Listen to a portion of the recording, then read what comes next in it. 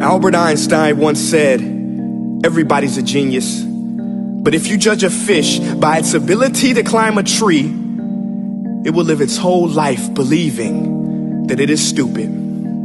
Ladies and gentlemen of the jury, today on trial we have modern day schooling. Glad you could come. Not only does he make fish climb trees, but also makes them climb down and do a 10-mile run. Tell me, school, are you proud of the things you've done? Turning millions of people into robots, do you find that fun? Do you realize how many kids relate to that fish swimming upstream in class, never finding their gifts, thinking they are stupid, believing they are useless? Well, the time has come, no more excuses. I call school to the stand and accuse him of killing creativity, individuality, and being intellectually abusive.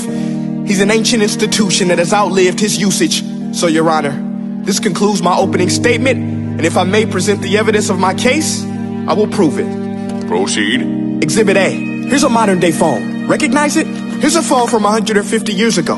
Big difference, right? Stay with me. Here's a car from today, and here's a car from 150 years ago.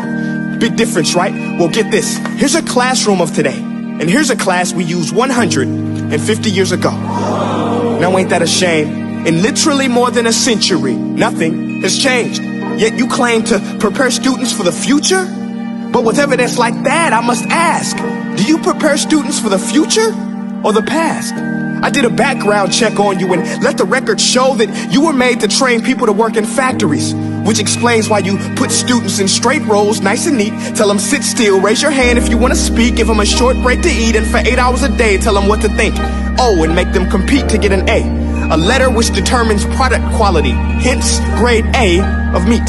I get it. Back then, times were different. We all have a past. I myself am no Gandhi. But today, we don't need to make robot zombies. The world has progressed. And now we need people who think creatively, innovatively, critically, independently, with the ability to connect. See, every scientist will tell you that no two brains are the same. And every parent with 2 or more children will confirm that claim. So please explain why you treat students like cookie cutter frames or snapback hats, giving them this one-size-fits-all crap. Watch your language. Sorry, Your Honor, but if a doctor prescribed the exact same medicine to all of his patients, the results will be tragic. So many people would get sick, yet when it comes to school, this is exactly what happens, this educational malpractice, where one teacher stands in front of 20 kids, each one having different strengths, different needs, different gifts, different dreams, and you teach the same thing the same way? That's horrific.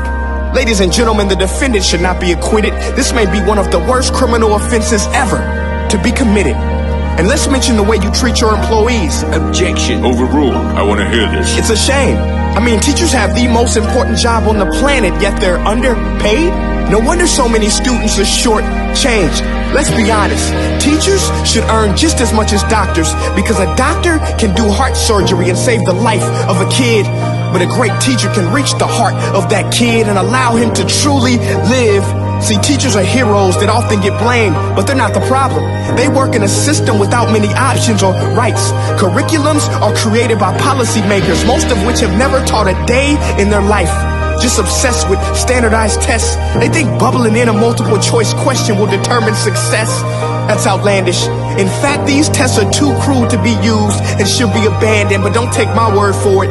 Take Frederick J. Kelly, the man who invented standardized testing, who said, and I quote, "These tests are too cruel to be used and should be abandoned." Ladies and gentlemen of the jury, if we continue down this road, the results will be lethal.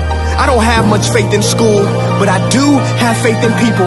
And if we can customize healthcare, cars, and Facebook pages, then it is our duty to do the same for education, to upgrade it, change it, do away with school spirit, because that's useless unless we're working to bring the spirit out of each and every student, give every gift an equal chance. I know this sounds like a dream, but countries like Finland are doing impressive things.